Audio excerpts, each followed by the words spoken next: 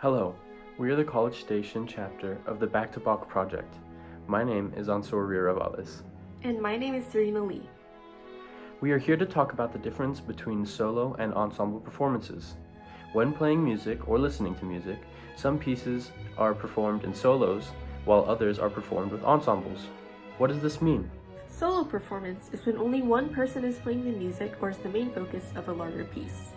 Ensembles are groups of people, large or small, that work together in order to make music. Let's get into more detail. First, let's talk about solo performance. In a solo performance, the main player, known as the soloist, is in charge of leading the music and playing the melody most of the time. Some notable composers who write music for soloists include Chopin, Bach, and Rachmaninoff. Solo pieces can oftentimes be accompanied by piano or an orchestra, but the soloist is still responsible for leading them. As an example, listen to Andy Kim's performance of Chopin's Polonaise on the piano.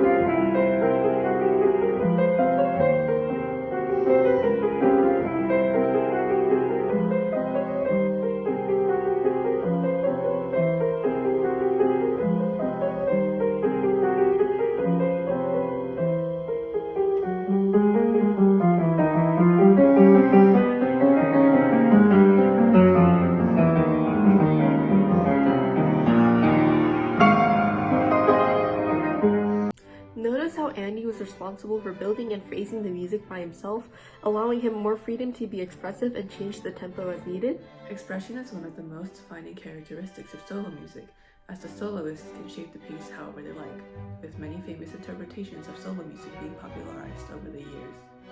Moving on, let's talk about ensemble music. Ensemble music is played in groups, and each musician is responsible for paying attention to one another in order to create a unified sound. Some famous composers who were known for making ensemble music were Grieg, Schubert, and Beethoven. Oftentimes, ensemble groups have to rehearse together in order to practice unifying each individual's parts, like fitting pieces together to complete a puzzle. Listen to our chamber performance of the third movement of Carl Weiss's Serenade for Strings and look out for our mannerisms.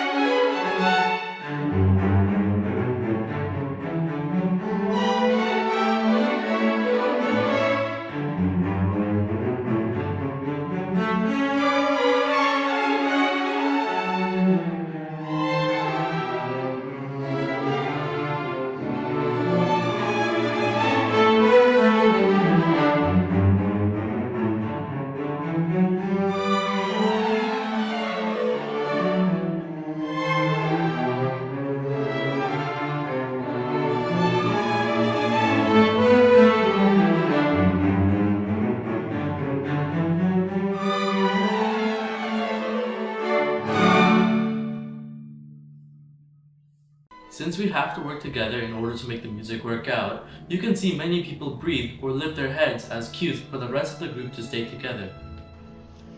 Since this piece is pretty expressive, these movements can also signal phrasing or changing of ideas within the piece. We hope you found this video helpful, and next time you listen to a group or soloist perform, look out for any of the qualities we mentioned. Do not forget to follow the Back to Bach Instagram, subscribe to the YouTube channel, and visit the Back to Bach project website if you have any further questions about music.